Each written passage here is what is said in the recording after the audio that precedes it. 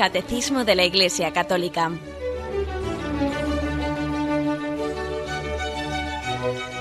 Un programa dirigido por Monseñor José Ignacio Munilla, obispo de San Sebastián.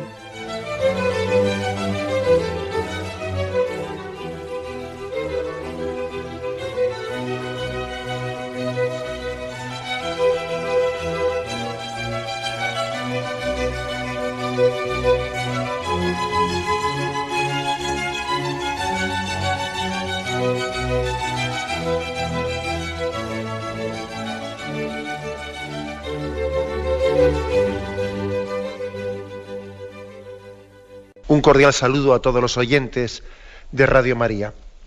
Un día más, con la gracia del Señor, proseguimos el comentario del Catecismo de nuestra Madre la Iglesia. Lo hacemos a partir del punto 1814, en el que se comienza a comentar la virtud teologal de la fe. Después de que dedicamos ayer un programa introductorio a las virtudes teologales en general, ahora comenzamos la primera de ellas, la fe, en el punto 1814.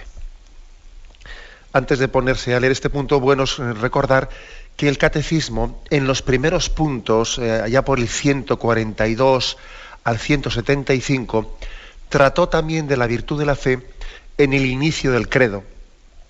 Cuando comenzó a explicar creo en Dios, se detuvo también en ese acto de fe del creer, y allí explicó pues, el acto de fe referido al credo. Y aquí, sin embargo, se explica de una manera sencilla, pues porque bueno, ya allí se explayó bajo otros aspectos, pero aquí lo explica dentro de este ámbito de las tres virtudes teologales, diciendo lo sustancial, lo específico de la fe. Bueno, pues este punto, 1814, dice así: la fe es la virtud teologal por la que creemos en Dios y en todo lo que Él nos ha dicho y revelado, y que la Santa Iglesia nos propone porque Él es la verdad misma. Continúa, pero yo permitidme que comente el punto un poco interrumpiendo por frases para que no sea más sencillo. Repito, la fe es la virtud teologal por la que creemos en Dios y en todo lo que Él nos ha dicho y revelado, y que la Santa Iglesia nos propone porque Él es la verdad misma. Es una definición muy condensada, ¿no?, en la que aquí se está haciendo referencia, en primer lugar, a que la fe es una respuesta a la revelación. Dios se revela, Dios se descubre. Dios no ha querido permanecer escondido. Dios ha querido manifestarse. Ha querido hablar al hombre. Ha querido salir a su encuentro. ¿Y la fe, qué es la fe? Bueno, pues la fe es la respuesta a esa revelación de Dios. Dios que se te descubre, Dios que te habla, que sale a tu encuentro. La fe es el asentimiento a eso que Dios te ha dicho, te ha revelado, a su misterio descubierto ante ti. Bueno, esta es la primera cuestión básica, ¿no?, para entender lo que es la fe. La fe, pues, no es algo que parte de ti, sino que es una respuesta ante una iniciativa de Dios. En la Sagrada Escritura hay muchas expresiones que remarcan esa iniciativa de Dios. No sois vosotros los que me habéis elegido a mí, soy yo el que os he elegido a vosotros. Antes de que existieses ya Dios pensaba y soñaba en ti, desde toda la eternidad. Bien, la iniciativa es de Dios, pero también requiere el asentimiento del hombre. Dios quiere que el hombre coopere libremente, ¿no?, en esa iniciativa suya salvífica. Y el primer acto de cooperación es la fe, el asentimiento, el decir, sí Señor, creo en ti, en tu persona, en tu revelación. La fe es, pues, asentimiento a la revelación. Un matiz, ¿no?, cuando dice, creemos en Dios y en todo lo que Él ha dicho y revelado. A mí me parece importante remarcar eso, en todo lo que Él ha dicho y revelado. Vamos a ver, claro, es que tenemos una cultura pues, fruto un poco de la Ilustración, en la que el hombre parece que con su razón pretende juzgar la revelación, ¿no? Entonces, como si nuestra razón fuese un filtro para ver qué tengo que aceptar y qué no tengo que aceptar de la revelación. Entonces, viene este hombre moderno, ¿no? Y bueno, yo utilizo aquí la palabra moderno en el sentido peyorativo de la palabra, que por supuesto que la palabra moderno puede ser bien utilizada, ¿no? Y de hecho el Santo Padre, el Papa, pues les decía a los jóvenes, ¿no? Ahí en Colonia, que tenemos que ser jóvenes modernos, ¿no? Cristianos modernos de nuestro mundo, por supuesto, ¿no? Que la palabra moderno puede ser bien utilizada. Pero yo me refiero a la palabra moderno, bueno, pues en ese sentido de este hombre que se resiste, ¿no? O en su soberbia, pues cae en la ridiculez de pretender él ser quien juzgue a Dios, ¿no? Y entonces parece como si nuestra cultura, nuestra comprensión limitada de las cosas, pretende ser un filtro ante la revelación de Dios, ¿no?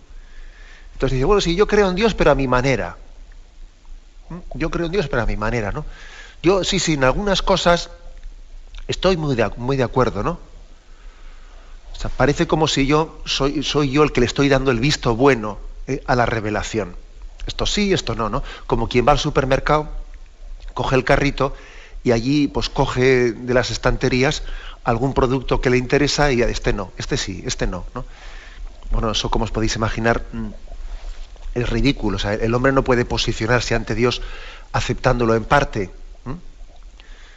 Como aquel que decía, ¿no? Permitidme un poco por la expresión un poco irónica, pero bueno, decía que él, como decía Jesucristo, y en parte tenía razón, y dice, pero bueno, pero ¿cómo que en parte tenía razón? Vamos a ver, pero es que el hombre se puede posicionar delante de Dios dándole razón en parte, ¿o qué? Es absurdo, es absurdo. Es como si la criatura pretende enmendarle la plana al Creador. Eso es absurdo. Por eso que hace esta definición tan contundente de qué es el acto de fe, ¿no? Creemos en Dios y en todo lo que Él nos ha dicho y revelado. Es que es así. De lo contrario no tenemos fe. De lo contrario lo que tenemos es una ideología que yo voy haciendo un Dios a mi medida. O sea, es que no se puede ser creyente en parte. No se puede ser creyente en parte. Como aquella mujer que decía que estaba un poco embarazada. No, está embarazada o no está embarazada. O sea, no se puede estar un poco embarazada. No se puede ser un poco creyente. Porque el acto de fe ante Dios supone una sumisión. Supone partir de el reconocimiento de esa grandeza y libertad de Dios. Dios es como es. Yo no voy a cambiarle a Dios. Yo no voy a, desde mi pequeñez, pretender que Dios, su revelación puede ser aceptada en parte sí y en parte no. Eso es ridículo. Bueno, pues por eso se insiste aquí. No creo en Dios y en todo lo que Él ha dicho y revelado. Y continúa. Y que la Santa Madre Iglesia nos propone.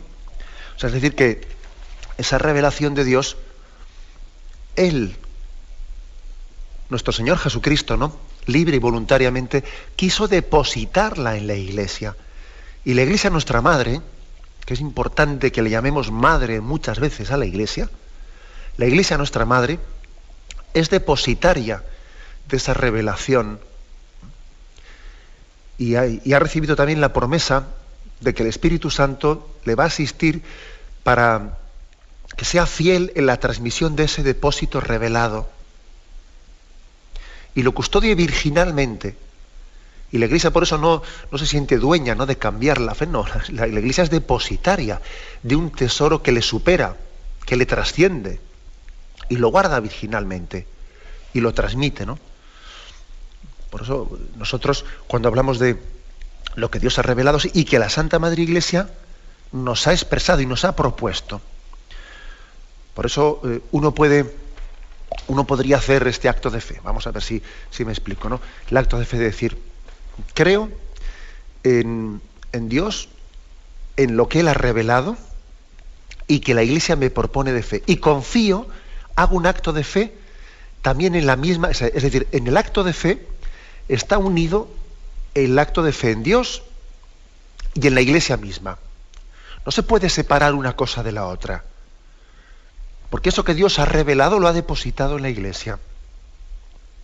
Y es mi Madre Iglesia la que me recuerda, me propone me refresca la memoria de en qué consiste la revelación y cuáles son, pues, los puntos de fe a los que yo tengo que adherirme plenamente en el acto de fe. No se puede, pues, separar, ¿no? Aquí también otro argumento bien contundente. No se puede separar el acto de fe, el Dios creador, el Dios revelado en Jesucristo, Jesucristo mismo el Redentor, y la Iglesia. Todo ello está unido en ese mismo acto de fe. Otro matiz. Fijaros que dice al final, creemos en Dios, en todo lo que Él ha dicho y revelado, porque Él es la verdad misma. Por tanto, el acto de fe se dirige a una persona, o a tres personas, podríamos decir Padre, Hijo, Espíritu Santo, se dirige a las personas divinas, ¿no?, y a las cosas, a los misterios que ellos nos han revelado, Padre, Hijo y Espíritu Santo. O sea, que tener fe no solamente creer en cosas, por ejemplo, creo en el más allá de la muerte, creo en la inmortalidad del alma, creo. Tener fe no solo es creer en cosas, sino que es adherirse a Dios, adherirse a una persona, a tres personas divinas, adherirse a Dios. Es seguir a Jesucristo. Y lógicamente en esa adhesión a una persona está incluido el asentir a las cosas que Él nos ha revelado. Pues, por ejemplo, los 10 mandamientos, etcétera, etcétera, y muchas cosas más. O sea, pero no, hay que decir que la fe podría ser igualmente definida como un seguimiento, que es tener fe, es seguir a Jesucristo, que nos revela al Padre y nos transmite el Espíritu Santo, y lógicamente al seguir a Jesucristo me adhiero a tantas cosas que nos ha enseñado. Podríamos, por lo tanto, definir más la fe como adherirse a unas cosas o adherirse a una persona, ¿no?, a Jesucristo, y en Jesucristo me adhiero al Padre y al Espíritu Santo. Pero en el fondo estamos diciendo lo mismo, por un conducto o por el otro. Bueno, pues añadiendo un punto más, dice, no un punto más, una frase más de este punto, 1814, dice: por la fe el hombre se entrega entera y libremente a Dios. Está tomada esta frase del Concilio Vaticano II, Dei Verbum, el punto 5. El hombre se entrega entera y libremente a Dios. Hay que decir que la fe es como un acto del entendimiento, de la razón, que asiente a las verdades divinas, pero bajo el impulso de la voluntad. Bajo el impulso de la voluntad movida por la gracia. Por eso dice que es una entrega. Claro, es la razón la que asiente en la fe. Sí, pero lo hace impulsada por la voluntad. Ese quiero creer, ¿no? Quiero creer, que le dice, pues en el Evangelio hay un episodio hermosísimo, ¿no? El que yo quiero creer, la afirmación quiero creer es una manera de decir gráficamente, ¿no?, cómo es la voluntad la que impulsa al entendimiento a adherirse, ¿no? El acto de fe, por lo tanto, es imposible si la voluntad no manda al entendimiento para que dé su asentimiento. La voluntad también impera sobre el entendimiento, le manda al adhiérete, dicho de alguna manera, ¿no? Y también el acto de fe es imposible si la gracia de Dios no mueve la voluntad del hombre. O sea, la gracia mueve la voluntad del hombre, y la voluntad del hombre es la que le ordena al entendimiento que asienta las verdades de fe. Por eso dice aquí, dice eso de que la fe es una entrega, se entrega libremente a Dios. Bien, tenemos un momento de reflexión y continuaremos enseguida. Continuamos explicando el punto 1814. Decíamos que por la fe el hombre se entrega entera y libremente a Dios, que la fe es un acto de adhesión, ¿no?, de nuestro intelecto, de nuestro entendimiento, de nuestra razón a las verdades reveladas, pero que eso no es un acto meramente intelectual o abstracto o de razón, no, sino que la voluntad es la que le impulsa a la razón a creer. Tal es así, fijaros que conocemos, ¿no? Conocemos casos en los que en los que la falta de fe está motivada no tanto por el no entender, no ver claro, ¿no?, sino más bien por que la voluntad tiene una resistencia, ¿no?, soberbia a no querer creer. Hay muchas veces, ¿no?, la falta de fe no está motivada por una razón que está llena de dudas o no tiene las cosas claras, ¿no?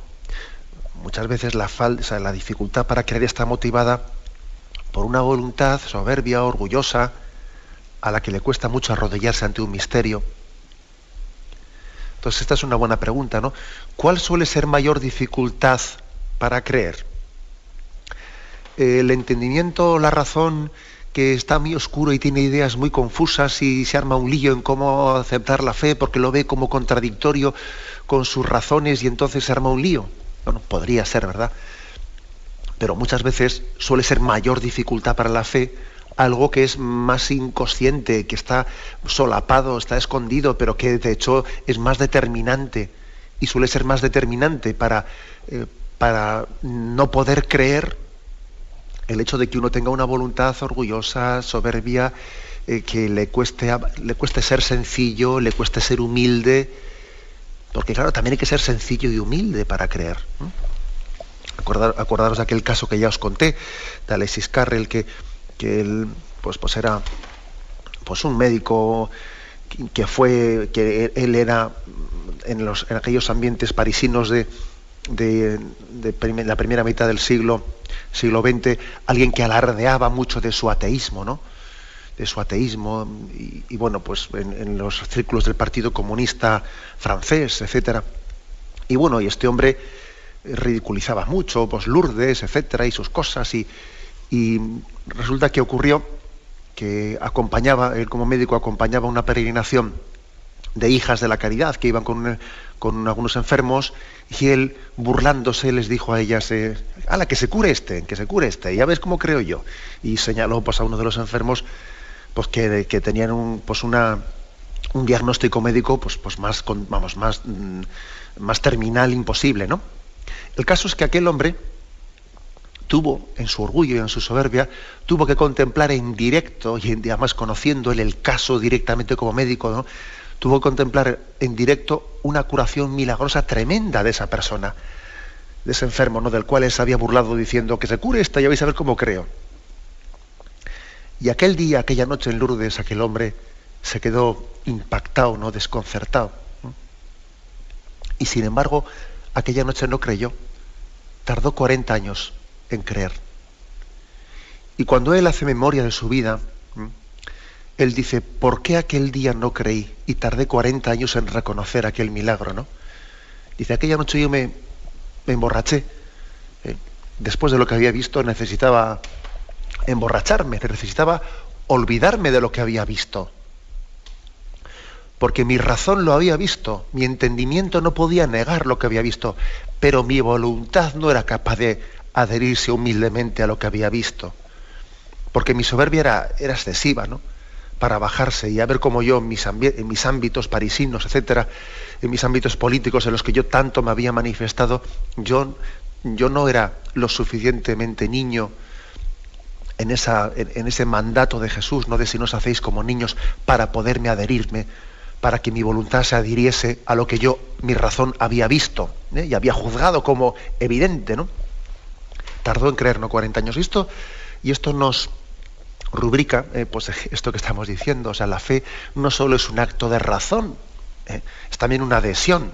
La voluntad está también imperando sobre el entendimiento para que se adhiera, para que se mueva la voluntad, bajo, ojo, repito esto, bajo la asistencia de la gracia divina. Es decir, la gracia de Dios mueve la voluntad para ello. Y uno tiene que ser dócil en dejarse mover, claro, ni más ni menos. Bueno, sigue este punto, ¿no? Y dice: por eso el creyente se esfuerza por conocer y hacer la voluntad de Dios. O sea, que es decir, que la fe nos permite conocer la voluntad de Dios. Conocer y hacer, dice las dos cosas, ¿no? Primero hay que decir que la fe es un don para conocer, para ver el misterio de Dios oculto. El hombre vive en tinieblas, ¿no? Y por la fe, la luz verdadera ilumina a todo hombre. ¿Os acordáis del prólogo del Evangelio de San Juan? En el principio existía la palabra estaba con Dios y la palabra era Dios. Todo se hizo por ella y sin ella no se hizo nada de cuanto existe. En ella estaba la vida y la luz de los hombres. Y la luz brilla en las tinieblas. Y luego dice, ¿no? Juan 1:9, la palabra era la luz verdadera que ilumina a todo hombre que viene a este mundo. Bueno, pues esta es la fe. Es la luz que ilumina a los que estamos en tinieblas. La fe es un admirable conocimiento que introduce al hombre en los misterios divinos. Pues de manera análoga, ¿no?, a como las personas divinas se conocen entre sí. El Padre conoce al Hijo, el Hijo conoce al Padre, ¿no? Dice Juan 10:15, como me conoce el Padre y yo conozco a mi Padre y doy mi vida por las ovejas, ¿no? O dice Juan 17:25, Padre justo, el mundo no te ha conocido, pero yo te he conocido. Yo les he dado a conocer tu nombre y se lo seguiré dando a conocer. O sea que como el Padre y el Hijo se conocen, a través del don de la fe, a nosotros se nos permite conocer de una manera análoga, ¿no? O sea, participamos en pequeño del conocimiento que tiene Dios de sí mismo. Como entre las tres personas se conocen, pues lógicamente de una manera pues menor, ¿no? Porque la fe no es una visión, sino que es un conocimiento limitado, pero que nos da luz para conocer a Dios también en parte como Dios se conoce a sí mismo. Ahora, por lo tanto hay que decir que la fe nos permite conocer. Y segundo, nos permite agradar a Dios. Nos permite agradar. Y eso es, pues es otro misterio para que lo meditemos. Hay que ver cómo el acto sin la fe, dice Hebreos 11:5, sin la fe es imposible agradar a Dios. Hay dos textos que aquí trae a colación este punto del catecismo, que yo creo que son dos textos básicos.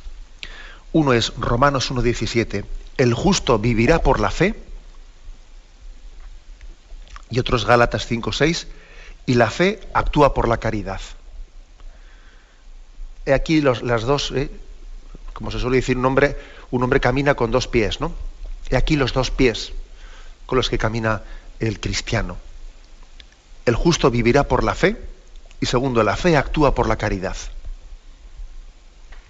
La fe nos permite iluminar, ¿no?, a los que caminamos en tinieblas y hacer luz en nuestra vida y entender el porqué, el de dónde y el para dónde de nuestra vida, dar sentido a nuestra vida. Nuestra vida nos ciega. No caminamos sin sentido, no, tenemos un norte en la vida hacia el que caminamos, ¿no? Pero al mismo tiempo también hay que decir que nuestra fe, la fe sin obras está muerta. Y por eso dice, la fe actúa por la caridad. Por eso me atrevo a decir que son las dos piernas en las que se asienta nuestro caminar. Y no se puede ir cojo. El justo vivirá por la fe. Y segundo, la fe actúa por la caridad. Digo dos piernas, no solo una, porque igual en nuestra cultura hemos tendido a despreciar la fe, como que diciendo, bueno, aquí lo importante no es tanto el creer o no creer. Lo importante es la caridad, lo importante es ser buena persona, lo importante son los valores, lo importante es no sé qué. Bueno, un momento, vamos a ver. Nosotros, como he dicho yo al principio, yo la revelación, yo no puedo aceptarla en parte. Yo la revelación tengo que aceptarla en plenitud, con esa conciencia de humildad que se abre plenamente al misterio y no únicamente lo recibe en parte, o en la medida en que se adapta o adecúa a lo que hoy en día pues más o menos se piensa o la sensibilidad actual. No. La Sagrada Escritura, igual que nos habla, ¿no?, de que sin caridad no somos nada, también nos dice que el que no cree ya está juzgado. O sea, es que también nos habla con contundencia de eso, ¿no? Por ejemplo, vamos a buscar un par de textos. Juan 8, Juan 3, versículo 18. Y allí dice: el que cree en él no es juzgado, pero el que no cree ya está juzgado, porque no ha creído en el nombre del Hijo único de Dios. Y el juicio está en que vino la luz al mundo y los hombres no le recibieron. Hombre, pues la verdad es que aquí parece que da importancia al acto de fe, ¿no? Da importancia al acto de fe. O sea, luego no aceptemos como válida esa concepción de que aquí lo importante no es creer o no creer, lo importante pues son pues es la caridad, lo importante son ser una persona de bien.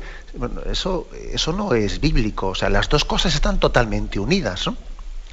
Otro texto, para que nos demos cuenta hasta qué punto se nos está colando ahí algo que es ajeno, pues un concepto que es ajeno a lo que dice la revelación. Marcos 16:16. El que crea y sea bautizado se salvará, el que no crea se condenará. Hombre, pues esto es revelación. Luego nosotros no somos quienes para juzgar y no entramos a juzgar pues el grado de culpabilidad que puede tener una persona por no haber creído, haber rechazado el acto de fe. Eso solamente Dios podrá juzgarlo y sabrá hasta qué punto una carencia de fe es culpable o no culpable. Aquí no hablamos de culpabilidad subjetiva, pero aquí cuando dice el que crea se salvará y el que no crea pues está juzgado, incluso dice se condenará. Oiga, entonces no digamos esa tontería de que lo importante no es creer o no creer, lo importante es ser una buena persona. O sea, nosotros tenemos que acercarnos al Evangelio con humildad. El acto de fe es importantísimo, porque supone el primer acto de agradecimiento, de reconocimiento y de humildad ante Dios. ¿Yo quién soy yo para pretender hacer un camino de salvación a mi medida, ¿no? El acto de fe es un acto fundamental en el que en el que el hombre reconoce la grandeza de Dios y reconoce su necesidad de ser salvado por Él. Dice San Juan, capítulo 17, versículo 3, esta es la vida eterna, que te conozcan a ti, único Dios verdadero, y a tu enviado Jesucristo. Luego la vida eterna, lo que nos da vida, en esta vida, pero vida de gracia, vida para siempre, es que conozcamos al Dios verdadero. Luego la fe es muy importante, y ojo con esos conceptos totalmente ajenos al Evangelio, ¿no?, en los que relativizamos la importancia de la fe. Bien, tenemos un momento de reflexión y continuamos enseguida. Continuamos en este programa explicativo de la virtud teologal de la fe, que es lo que hoy nos ha correspondido, la explicación del catecismo. Continuamos a partir del punto 1815. Dice: el don de la fe permanece en el que no ha pecado contra ella, pero la fe sin obras está muerta. Privada de la esperanza y de la caridad, la fe no une plenamente el fiel a Cristo, ni hace de él un miembro vivo de su cuerpo. Bueno, después de lo que hemos subrayado, ¿no?, la importancia de la fe, aquí se nos recuerda, que hemos dicho antes, ojo, que el hombre se mueve con dos piernas, no solo con una. Se mueve con la fe y con las buenas obras, que son expresión de la caridad. La fe actúa por la caridad, ¿no? La fe vivifica, ¿no? Y la fe vivifica, está infundiendo, está informando las obras que realizamos para que sean expresión de caridad. Bueno, pues para explicar esto igual es bueno recordar que cómo las buenas obras conducen, abren el alma a la fe, y las malas obras, pues por el contrario, cierran al hombre, le dificultan el creer. Es decir, el creer y el actuar, la fe y las obras están muy interconexionadas. El tener una fe firme nos lleva a tener obras generosas. El tener obras generosas hace que el hombre esté más propicio a la fe. Cuando uno tiene obras malas, obras egoístas, eso le dificulta más creer. Y cuando uno tiene poca fe, sus obras tienden a ser egoístas. O sea, que es que esto es la pescadilla que se muerde la cola, porque ciertamente está muy conexionado la fe y las obras. Fijaros el texto de Juan capítulo 3, versículo 20 y 21. Y el juicio está en que vino la luz al mundo y los hombres amaron más las tinieblas que la luz, porque sus obras eran malas. Pues todo el que obra el mal aborrece la luz y no va a la luz para que no sean censuradas sus obras. Pero el que obra la verdad va a la luz para que quede manifiesto que sus obras están hechas según Dios. O sea, este texto de San Juan básicamente está diciendo, el que obra mal no se abre a la fe, más bien se esconde, porque sabe que como está obrando mal se siente denunciado por ello. Nuestras obras malas más bien tienden a ocultarse de Dios. Un ejemplo concreto, ¿no? Se acercaba al santo cura de Ars, ¿no? A San Juan María Vianney, se acercaba un penitente que le afirmaba que estaba lleno de dudas de fe, que no podía creer, que tal, que cual, ¿no? Y el santo cura de Ars le dice, bueno, mire usted, confiésese. Confiésese. Eso también es otra anécdota del Padre Pío, porque claro, los santos confesores tienen muchas experiencias de este tipo, ¿no? Confiésese. Bueno, pero es que estoy lleno de dudas y tal. Bueno, pero primeramente quiero aclararme con usted de muchas dudas. Quiero que yo preguntar por qué, porque no entiendo esto y tal, y es lo más allá. Y el Padre Pío, ¿no? Y el santo cura de Ars, bueno, tú confiésate. Y empieza a pedir perdón a Dios.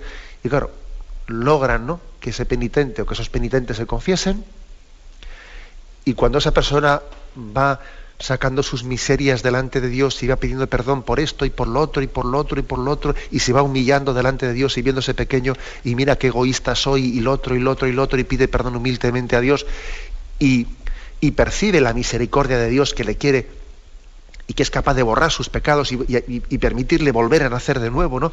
Termina la confesión. Y entonces el Padre Pío y también el santo cura de Ars, ¿no?, que es una anécdota parecida en los dos, le preguntan al penitente, bueno, a ver, cuéntame ahora tus dudas. Y él dice, no, se me han ido, ya no tengo dudas. Es que, claro, porque es que esas dudas, esa falta de fe, no era sino una consecuencia de una vida desordenada y de una cerrazón a no querer abrir nuestro corazón a la misericordia de Dios y a no querer entregarle nuestros pecados y a no querer arrepentirnos. Y cuando uno no quiere arrepentirse, pues entonces tiene muchas dudas de fe, claro. Si es que lo dice el refranero castellano, dice el refranero castellano, si no vives como piensas, acabarás pensando como vives. Claro. Es decir, tus dudas en el fondo son una especie de consecuencia de tus pecados, o casi una especie de mecanismo de defensa para no sentirte mal o para autojustificarte por tus pecados, ¿no? Ahora, tus pecados te están denunciando, tus pecados te están recordando, pues, que tu vida es un desastre. Entonces, ¿qué ocurre? Pues en vez de abrir mi corazón humildemente en el sacramento de la confesión y pedir perdón, lo que hago es empezarme a montar un lío con dudas de fe. Es que esto no sé si lo tengo claro, es que la iglesia no sé qué, es que lo otro no sé cuántos. Y todo ese lío mental no es más que un mecanismo de defensa que nos está impidiendo ponernos de rodillas humildemente como un niño y decir, perdona, Señor, porque he pecado y ten misericordia de mí. O sea que esto es algo claro, es decir, la fe y las obras están muy interconexionadas, la fe y las obras.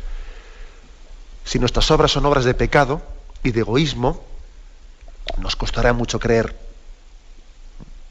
Si nuestras obras son obras transparentes que buscan la luz, seremos mucho más sencillos y humildes, será mucho más fácil buscar la luz. Será mucho más fácil. Y al revés, la fe firme, pues, nos impulsará a que las obras sean transparentes, ¿no? Que las obras busquen la luz. Si la fe es floja, pues entonces no vivificará nuestras obras, no se expresará en la caridad. Bueno, como veis, pues, esto que dice aquí el punto 1815, pues es que es muy básico, es muy básico. Hay otros textos en los que se insiste en este mismo principio. Por ejemplo, dice 1 Timoteo 3:9, que es importante guardar el misterio de la fe en una conciencia pura. Si tu conciencia no es pura, si tu conciencia no es recta, no vas a guardar bien la fe. Lo que decíamos antes, ¿no? Pues entonces vas a empezar a tener dudas de fe por no tener tu conciencia limpia. O, por ejemplo, 1 Timoteo 1:19. Dice, conservando la fe y la conciencia recta. Algunos, por haberla rechazado, la conciencia recta, naufragaron en la fe. Ojo, primera carta a Timoteo 1:19. Algunos, por haber rechazado la conciencia recta, naufragaron en la fe. Pues por no ser humildes para pedir perdón y para pedir perdón por sus pecados, ¿no? Y para arrepentirse. Eso hizo que naufragasen en su fe. De manera que con este principio, ¿no? Con el principio que es importante estar en continua conversión de nuestros pecados para que la fe sea transparente, ¿no? Pues eso, entonces uno se da cuenta de que por qué tanto insiste la carta de Santiago, la fe sin obras está muerta. Y añadiríamos, ¿no?, esto que estamos diciendo, y si las obras están muertas, vas a ver cómo la fe es imposible. En resumen, que es imposible separar fe, esperanza y caridad, y que esas dos piernas con las que caminamos, que decíamos antes, son básicas, ¿no? Decía Romanos 1:17, el justo vivirá por la fe. Segunda pierna, y la fe viva actúa por la caridad. Y las dos cosas están unidas, en un mismo misterio. Bien, y seguimos al último de los puntos, en 1816, con el que se termina pues esta explicación de la virtud de la fe. El discípulo de Cristo no debe solo guardar la fe y vivir de ella, sino también profesarla, testimoniarla con firmeza y difundirla. Todos vivan preparados para confesar a Cristo delante de los hombres y a seguirle por el camino de la cruz en medio de las persecuciones que nunca faltan a la Iglesia. El servicio y el testimonio de la fe son requeridos para la salvación. Todo aquel que se declare por mí ante los hombres, yo también me declararé por él ante mi Padre que está en los cielos. Pero a quien me niegue ante los hombres, le negaré yo también ante mi Padre que está en el cielo. Bueno, aquí lo que veis que está subrayando e insistiendo es la importancia de que entendamos que la fe no es un acto para, igual que hemos dicho que tiene que expresarse en las obras vivas, igual que hemos insistido en que la fe viva actúa por la caridad, Gálatas 5:6, también la fe viva, al mismo tiempo que lo anterior, y como algo íntimamente unido, la fe también se expresa en el testimonio de obras y en el testimonio también de palabra y de obra. La confesión delante de los hombres con la palabra y con la vida. Las dos cosas, Ya sabemos que puede ser más importante testimoniar a Dios con la vida que con las palabras, pero también con las palabras. Con discreción y dependiendo de situaciones, de lugares, de circunstancias, pero el hombre es el yo entero. Yo no puedo decir testimonio a Dios. Hombre, no, pues habrá circunstancias determinadas en las que será imposible pues testimoniar a Dios con la palabra. Pues estamos igual pensando en algunos lugares en los que, por ejemplo, como pudo vivir Carlos de Foucauld,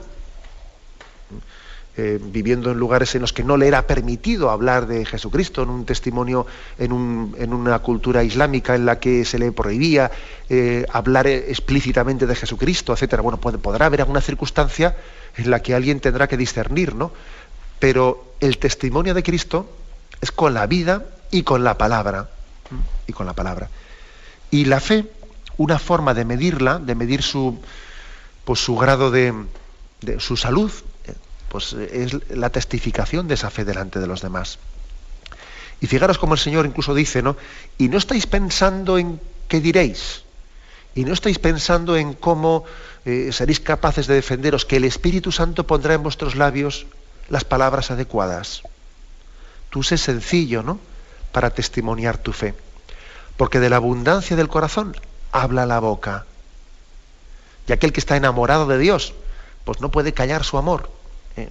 A mí me llama la atención tremendamente las personas que son así muy pues muy forofas, ¿no?, de un equipo de fútbol. ¿Cómo lo transmiten, oye? ¿Cómo lo transmiten? Y cómo enamoran también a sus niños pequeños de ese mismo equipo del que ellos también están enamorados, ¿no? Y fíjate, es una tontería, es una cuestión de un juego, ¿no?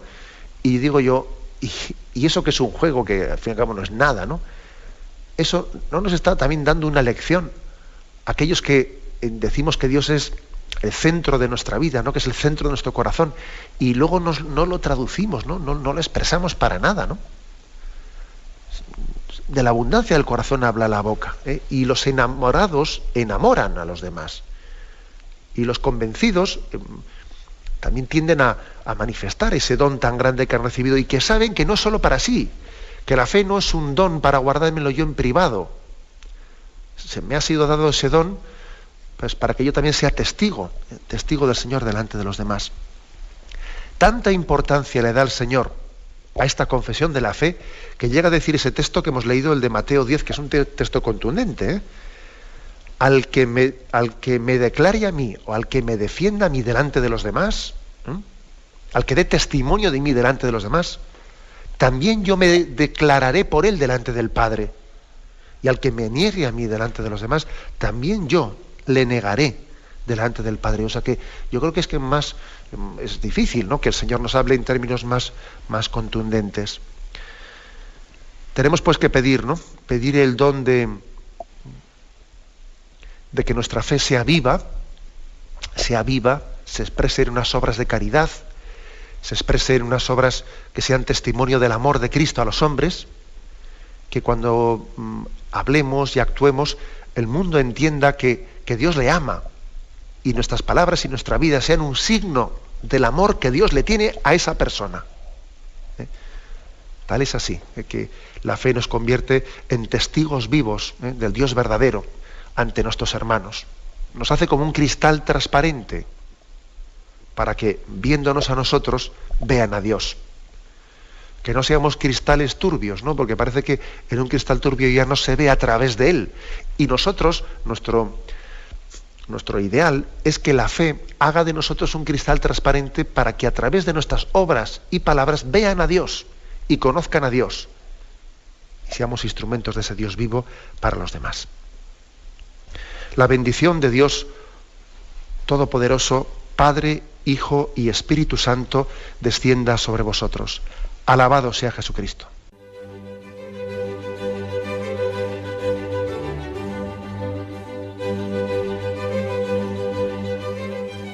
Finaliza el Catecismo de la Iglesia Católica, un programa dirigido por Monseñor José Ignacio Munilla, obispo de San Sebastián.